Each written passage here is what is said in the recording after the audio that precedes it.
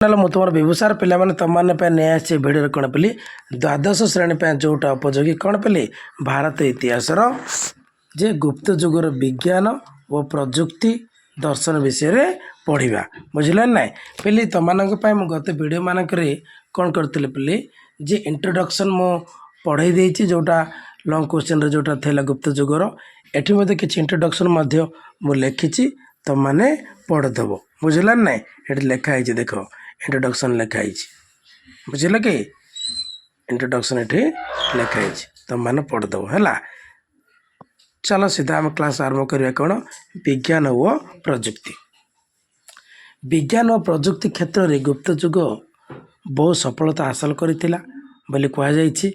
गुप्त युगर वैज्ञानिक गण विज्ञान क्षेत्र में बहु विकास करथिले। साहित्य पर गणित ज्योतिष आ कौन भेषज विज्ञान और धातु विद्या से मैंने कौन करते बहुत आगरे थिले कौ मैंने गुप्त युगर वैज्ञानिक माने कौन दे देखा गणित विद्या को विद्या गणित विद्या अरिथमेटिक बोली जे से माने को प्रकार जानी देखा गणित क्षेत्र में गुप्त गणितिक माने हासिल करथिले बहु कर्तृत्व शून्यर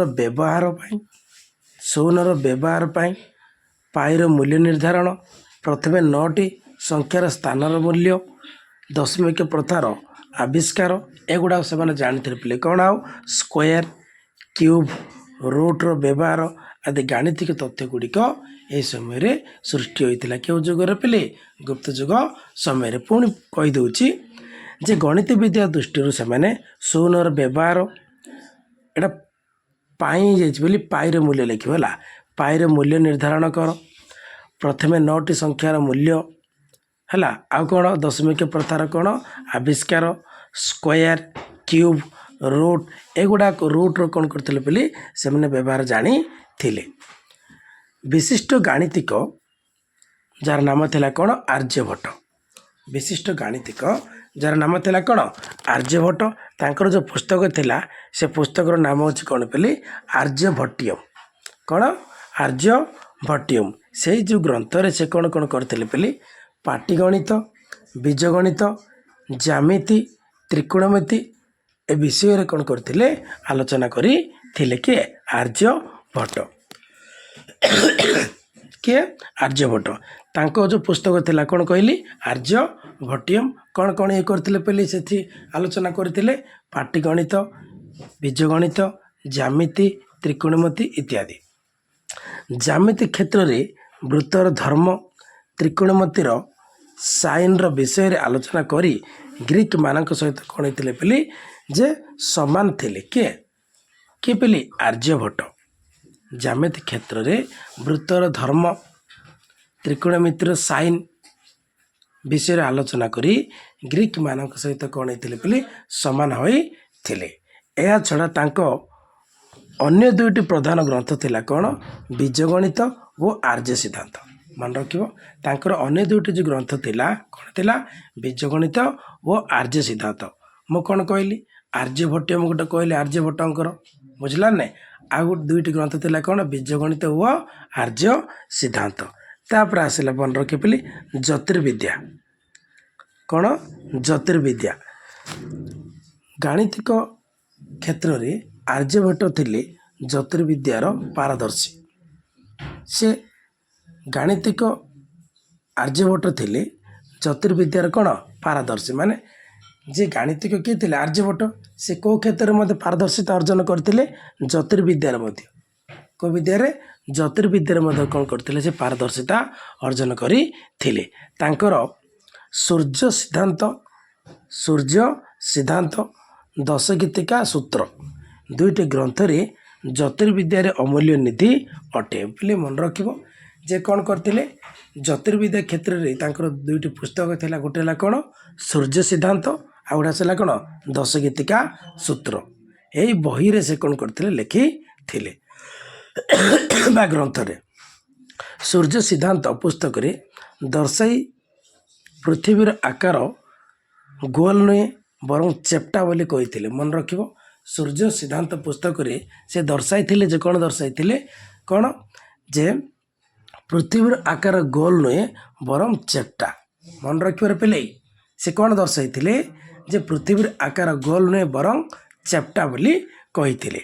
आउ अन्य एक वैज्ञानिक थिले किए बरामीर किए बरामीर तांकर जो पुस्तक थिला पुस्तक नाम मन रखिबो बृहत संहिता पंच सिद्धांत बृहत जातक लघु जातक मन रखिबारे बरामीर जो पुस्तक गुड़ाक थिला से पुस्तक गुड़ा कौन कौन बृहत संहिता पंच सिद्धांत बृहत जातक लघु जातक आदि ग्रंथ से कौन करते विभिन्न विभाग विषय कौन कर उल्लेख करते हेले ज्योतिर्विद्यार 3टी शाखा उपरे से गुरुत्व देते किए किए बराह मिहिर ज्योतिर्विद्यार 3टी शाखा पर से गुरुत्व देते कौन कौन तंत्र हरा संहिता मन रखिबो तंत्र हरा संहिता मन रखिबो तंत्र माने कौन ज्योतिर्विद्या व गणित हरा माने कौन जातक संहिता माने कौन ज्योतिष विद्या यह छड़ा कौन पेली अन्यान्य वैज्ञानिक मानक मध्यरु कौन कौन ब्रह्मगुप्त लाटदेवଙ୍କ नाम स्मरणीय मन रखिबो ब्रह्मगुप्तଙ୍କ जो पुस्तक थिला कौन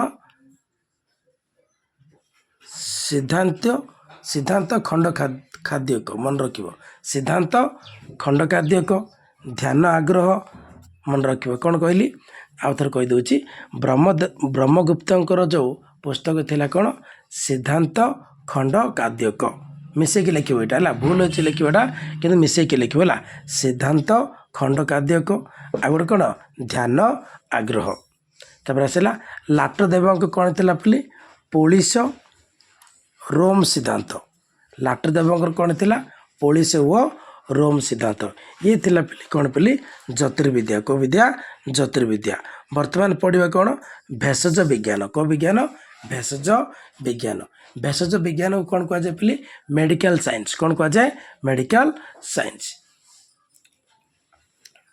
चिकित्सक माने उपयुक्त शिक्षा लाभ करी लोकों को चिकित्सा करुथिले फायानଙ୍କ विवरणीରୁ जना जाए जे राजधानी जोटा पाटलिपुत्र थिला सेटा कौन थिला पले एक सुपरिचालित चिकित्सा केंद्र गोटे कौन थिला पले सुपरिचालित गोटे कौन थिला चिकित्सा केंद्र थिला बोली कह जाउची कोटा राजधानी जोटा पाटलिपुत्र थिला कार विवरणीରୁ जना जाउची फायानଙ୍କ विवरणीରୁ जना जाइछि एथि सहित नालंदा विश्वविद्यालय रे विज्ञान शिक्षा दिया जाउथिला मन रखिबो जे पाटलिपुत्र जोटा कौन थिला बोले चिकित्सा केंद्र भाव में ताको परिगणित करा जाइथिला किंतु नालंदा विश्वविद्यालय रे कौन करा जाउथिला बोले विज्ञान शिक्षा दिया जाउथिला को शिक्षा दिया जाउथिला विज्ञान शिक्षा दिया जाउथिला बोली कहा जाउछि बाणभट्टଙ୍କ द्वारा रचित पुस्तक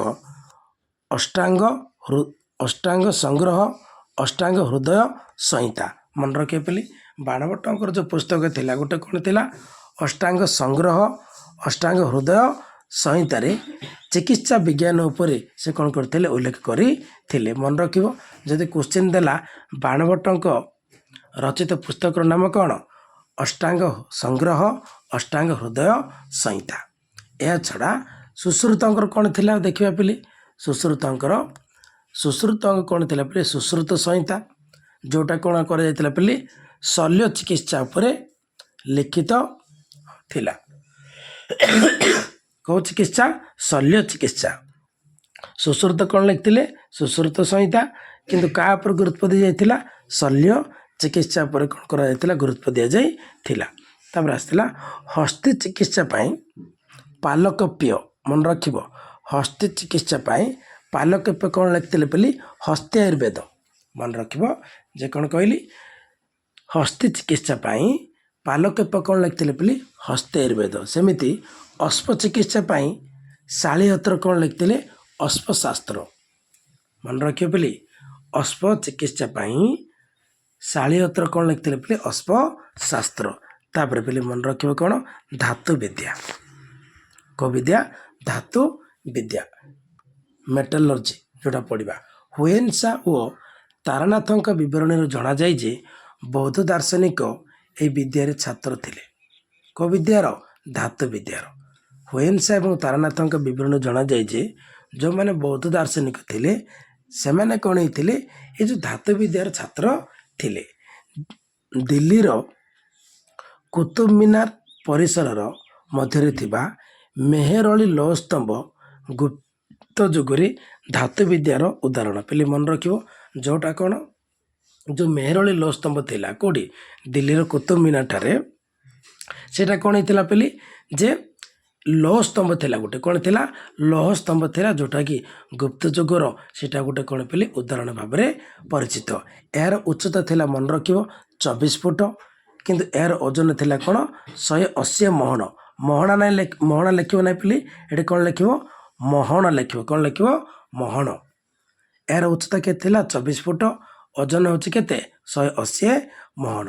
या छड़ा नालंदा ठारू बुद्ध मूर्ति मुद्रा अलंकार वो कौन गृह उपकरण सामग्री अवस्थित होता। मन रखिए पे जे नालंदा ठारू कौन कौन आविष्कृत होता बुद्ध मूर्ति मुद्रा अलंकार गृह उपकरण सामग्री इत्यादि कौन होता आविष्कृत होता। तापर आसला कौन पिला माने दर्शन कौन दर्शन फिलोसफी जे गुप्त जुग संस्कृति रे दर्शन एक गुरुत्वपूर्ण स्थान अधिकार करथिला।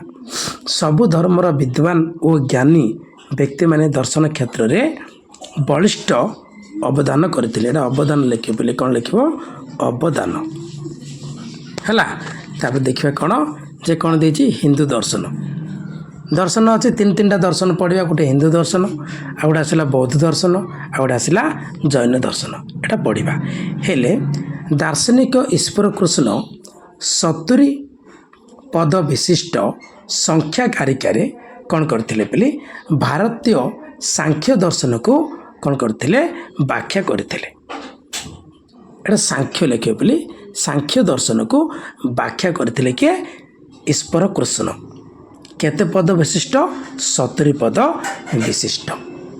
तापर आसला मन रखिबो जैमिनी पूर्व मीमांसा जैमिनी पूर्व मीमांसा उपरे व्याख्या करथिले के दार्शनिक शबर स्वामीन के पे दार्शनिक शबर स्वामीन। तापर मन रखिबो कौन पातंजलि जग सूत्र को पातंजलि जगा सूत्र को चमत्कार भावे व्याख्या करथिले के दार्शनिक व्यास। लिखा है दार्शनिक व्यास ये छेद देवन ये कौन दार्शनिक व्यास। मन रखिबो पातंजलि जगा सूत्र को चमत्कार भाव में व्याख्या करथिले के दार्शनिक कौन व्यास। तापर आसला मन रखिबो कौन पे जे पदार्थ पदार्थ धर्म संग्रह नामक ग्रंथ कौन करा जे रचना मध्य करा जाइथिला। किंतु ए जो पदार्थ धर्म संग्रह को जे रचना करथिले तांको नाम मन रखिबो कौन पे प्रशस्त पाद तले लिखि देछि पिली माने तुम पढ़े देबो कौन पे प्रशस्त पाद जे दार्शनिक थिले प्रशस्त पाद का विषय रे पदार्थ एटा पदार्थ लिखिबला धर्म संग्रह नामक ग्रंथ रचना करथिले के प्रशस्त पाद। से कौन लिखा जाइथिला पे वैषयिक शास्त्र उपर कौन करा जाइथिला जे आलोचना करा जाइथिला। पुणी आउथरे तुम मान पे रिकॉल कर दोछि जे ईश्वर कृष्ण कौन करथिले पे 70 पद विशिष्ट संख्या कारिकारे भारतीय सांख्य दर्शन को व्याख्या करथिले। तापर आसला जैमिनी पूर्व मीमांसा उपरे व्याख्या करथिले के दार्शनिक शबर स्वामीन। पातंजलि जोगासूत्र को चमत्कार भाव में व्याख्या करथिले के दार्शनिक व्यास। पदार्थ धर्म संग्रह नामक ग्रंथ रचना करथिले के प्रशस्त पाद को ऊपर पिले जे वैषयिक ऊपर को ऊपर वैषयिक ऊपर। तापर पढ़िबा कौन बौद्ध दर्शन कौन पिले बौद्ध दर्शन। जे बौद्ध दर्शन कौन देखिबा जे हिंदू दर्शन परी उच्च मानर बौद्ध दर्शन आत्म प्रकाश करथिला को जुगरे पिले गुप्त जुगरे को जुगरे गुप्त जुगरे। गुप्त जुगरे सेते बेले बौद्ध प्रभाव कम आसुथिले मध्य माने कम थिले मध्य कौन हेतिला दार्शनिकर कौन सी बाधा सृष्टि कर नथिला। जे पिली काहेकि इटी गुप्त जुगरे बौद्ध धर्मर प्रभावटा कम थिला बोली कुआ गला पे मन रखिबो काहेकि जे एते बेले हिंदू धर्मर पुनरुत्थान होइथिला बोली कुआ जायछि। କ'ଣ ବୋଲି କୁହାଯାଉଛି ହିନ୍ଦୁ ଧର୍ମର ପୁନରୁତ୍ଥାନ ବୋଲି ହୋଇଥିଲା ବୋଲି କୁହାଯାଇଛି। କେଉଁ ଯୁଗରେ? ଗୁପ୍ତ ଯୁଗରେ। ସେଥିପାଇଁ କ'ଣ ହେଇଥିଲା ଯେ ବୌଦ୍ଧ ଧର୍ମର ଯେଉଁ ପ୍ରଭାବଟା କ'ଣ ହେଇଥିଲା ବୋଲି କମ୍ ଥିଲା ବୋଲି କୁହାଯାଇଛି। କ'ଣ ଯେ ଉଭୟ ମହାଯାନ ଓ ହୀନଯାନ ବୋଲି ବୌଦ୍ଧ ଧର୍ମର ଦୁଇଟି ସମ୍ପ୍ରଦାୟ ଅଛନ୍ତି। କ'ଣ ଗୋଟେ ହେଲା କ'ଣ ମହାଯାନ ଆଉ ଗୋଟେ ଆସିଲା ହୀନଯାନ। ଉଭୟ ହୀନଯାନ ଓ ମହାଯାନ ପଣ୍ଡିତମାନେ ନିଜର ରଚନା ମାଧ୍ୟମରେ ଦର୍ଶନ ଓ ସାହିତ୍ୟକୁ କ'ଣ କରିଥିଲେ? ସୃଷ୍ଟି କରିଥିଲେ। ଦର୍ଶନ ଓ ସାହିତ୍ୟ ସେମାନେ କ'ଣ କରିଥିଲେ ବୋଲି ସୃଷ୍ଟି ମାନେ କ'ଣ ପୁରାପୁରି ଭଲ କରିଥିଲେ। ସୃଷ୍ଟି କରିବେନି, ଏଠି ପୁଷ୍ଟ କରିଥିଲେ, ଭଲ କରିଥିଲେ। ଯେ ବିଶିଷ୍ଟ ମହାଯାନ ଘଟଣା ପାଞ୍ଜିକା ମନେ ରଖିବ ଯେ ବିଶିଷ୍ଟ ମହାଯାନ ଘଟଣା ପାଞ୍ଜିକା ପାଞ୍ଜିକା ବୋଲି କାବାର ହେଲା। ବିଶିଷ୍ଟ ମହାଯାନ ଘଟଣା ପାଞ୍ଜିକା ଆର୍ଯ୍ୟ ମଞ୍ଜୁଶ୍ରୀ ମୂଳକଳ୍ପ କ'ଣ ପିଲି ଆର୍ଯ୍ୟ ମଞ୍ଜୁଶ୍ରୀ ମୂଳକଳ୍ପ କ'ଣ ହେଇଥିଲା? ଏହି ସମୟରେ ରଚିତ ହୋଇଥିଲା। ଗୁପ୍ତ ଯୁଗ ସମୟରେ ଆର୍ଯ୍ୟ ମଞ୍ଜୁଶ୍ରୀ ମୂଳକଳ୍ପ ବୁଝିଲ, ଯାହା ଥିଲା କ'ଣ ଖ୍ରୀଷ୍ଟପୂର୍ବ 700ରୁ ଖ୍ରୀଷ୍ଟାବ୍ଦ 700 ମାନେ 700 ଖ୍ରୀଷ୍ଟାବ୍ଦ ପର୍ଯ୍ୟନ୍ତ ଭାରତ ଇତିହାସରେ ଲିପିବଦ୍ଧ ହୋଇକି ଥିଲା ବୋଲି କୁହାଯାଉଛି। ବୁଝିଲ କ'ଣ ଆର୍ଯ୍ୟ ମଞ୍ଜୁଶ୍ରୀ ମୂଳକଳ୍ପ କେତେ? ଯେ 700ରୁ 700 ଖ୍ରୀଷ୍ଟାବ୍ଦ ଖ୍ରୀଷ୍ଟପୂର୍ବ 700ରୁ ଖ୍ରୀଷ୍ଟାବ୍ଦ 700 ପର୍ଯ୍ୟନ୍ତ ଲିପିବଦ୍ଧ ହୋଇଥିଲା। ତାପରେ ଆସିଲା ଅସଙ୍ଗଙ୍କ କ'ଣ ପିଲି ଅସଙ୍ଗଙ୍କ ମନେ ରଖିବ। କ'ଣ କହିଲି? ଅସଙ୍ଗଙ୍କ କ'ଣ ଦାର୍ଶନିକ ଜଣେ ଥିଲେ, ତାଙ୍କ ନାମ ଥିଲା କ'ଣ ଅସଙ୍ଗଙ୍କ ମହାଯାନ ସୂତ୍ର ଅଳଙ୍କାର ବୋଧିସତ୍ତ୍ୱ ଭୂମି ସୂତ୍ର ଅଳଙ୍କାର ମନେ ରଖିବ। ଅସଙ୍ଗଙ୍କ କ'ଣ ଥିଲା ବୋଲି ଯେ ସୂତ୍ର ଅଳଙ୍କାର ବୋଧିସତ୍ତ୍ୱ ଭୂମି ମନେ ରଖିବ। ବୋଧିସତ୍ତ୍ୱ ଭୂମି ସୂତ୍ର ଅଳଙ୍କାର ମନେ ରଖିବ। ଆଉ କ'ଣ ବସୁବନ୍ଧୁ, ଏଇଟା ବସ୍ତୁବନ୍ଧୁ ହେଇଯାଇଛି ବୋଲି ଲେଖିବ। କ'ଣ ବସୁବନ୍ଧୁଙ୍କର କ'ଣ ଥିଲା? ଗାଥା ସଂଗ୍ରହ କ'ଣ ଗାଥା ସଂଗ୍ରହ ଅଭିଧର୍ମ କୋଷ କ'ଣ ପିଲି ଅଭିଧର୍ମ କୋଷ। ଯେ କ'ଣ ହେଇଥିଲା ଯେ ଗୁପ୍ତ ଯୁଗର ଯେଉଁ ଦାର୍ଶନିକ ମାନେ ବୌଦ୍ଧ ଦର୍ଶନ ଯେଉଁ ଦାର୍ଶନିକ ମାନେ ଥିଲେ ସେମାନେ କ'ଣ କରିଥିଲେ? ଆଉ ଥରେ କହିଦେଉଛି। ଅସଙ୍ଗ କ'ଣ ଥିଲା? ସୂତ୍ର ଅଳଙ୍କାର। ତାପରେ ଆସିଲା ବୋଧିସତ୍ତ୍ୱ ଭୂମି। ବସୁବନ୍ଧୁଙ୍କର କ'ଣ ଥିଲା ବୋଲି ଗାଥା ସଂଗ୍ରହ ଅଭିଧର୍ମ କୋଷ। ଆଉ କ'ଣ ଥିଲା? ଦିନାଗଙ୍କ କ'ଣ ଥିଲା? ଦିନାଗ କ'ଣ ଥିଲା ବୋଲି ନ୍ୟାୟ ପ୍ରବେଶ। ଏଇଟା ପ୍ରବେଶ କରିବ ବୋଲି ନ୍ୟାୟ ପ୍ରବେଶ କ'ଣ ଥିଲା? ନ୍ୟାୟ ପ୍ରବେଶ ଓ ତର୍କଶାସ୍ତ୍ର ଆଦି ବୌଦ୍ଧ ସାହିତ୍ୟର ଅମୂଲ୍ୟ ନିଧି ଭାବରେ ଯେ ବୌଦ୍ଧ ଦାର୍ଶନିକରେ ବା ବୌଦ୍ଧ ଦର୍ଶନରେ କ'ଣ କରାଯାଇଛି? ଉଲ୍ଲେଖ କରାଯାଇଛି। ତାପରେ ଆସିଲା ମନେ ରଖିବ କ'ଣ ଜୈନ ଦର୍ଶନ। କେଉଁ ଦର୍ଶନ ପିଲି? ଜୈନ ଦର୍ଶନ। ବୌଦ୍ଧ ଧର୍ମ ପରି ଜୈନ ଧର୍ମର ମଧ୍ୟ ବହୁ ଦାର୍ଶନିକ ଜୈନ ଶାସ୍ତ୍ରରେ ଉପରେ କ'ଣ କରିଥିଲେ? ଭାଷ୍ୟମାନ ରଚନା କରିଥିଲେ। ବେଦାର୍ଥ କ'ଣ ପିଲି? ବେଦାର୍ଥ ଗଣି ସିଦ୍ଧସେନ ଦିବାକାର ଅକଳାଙ୍କ ଦେବ ଏଇଟା ହେଲା ମନେ ରଖିବ। ବେଦାର୍ଥ ଆଉ ଥରେ କହିଦେଉଛି। ବେଦାର୍ଥ ଗଣି ସିଦ୍ଧସେନ ଦିବାକାର ଅକଳାଙ୍କ ଦେବ ପ୍ରଭୃତି ଜୈନ ଦାର୍ଶନିକ କ'ଣ କରିଥିଲେ ପିଲି? ଏହି ଯୁଗରେ କ'ଣ କରିଥିଲେ? ସେମାନଙ୍କର କ'ଣ କରିଥିଲେ? ଯେ ସାହିତ୍ୟ ଆଲୋକପାତ ବା ଉଲ୍ଲେଖ କରିଥିଲେ। କିନ୍ତୁ କ'ଣ ତତ୍ପ ଅର୍ଥାଦିଗମ ସୂତ୍ର ନ୍ୟାୟ ଅବତାର ଗ୍ରନ୍ଥ ବହୁଳ ଭାବରେ କ'ଣ ହେଇଥିଲା ବୋଲି ଏହି ଯୁଗରେ କ'ଣ ହେଇଥିଲା? ଯେ ବିରାଜମାନ ହୋଇଥିଲା। ଇଏ ଥିଲା ପିଲେ କ'ଣ ଗୁପ୍ତ ଯୁଗର କ'ଣ ଯେ ପିଲେ କ'ଣ ପଢ଼ିଥିଲେ ଆମେ?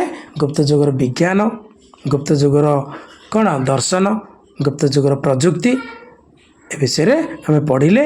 ନେକ୍ସଟ ଭିଡ଼ିଓରେ ଯାହା ଅଛି ଆମେ ଆଣିବା। ବୁଝିଲ? Bye, thank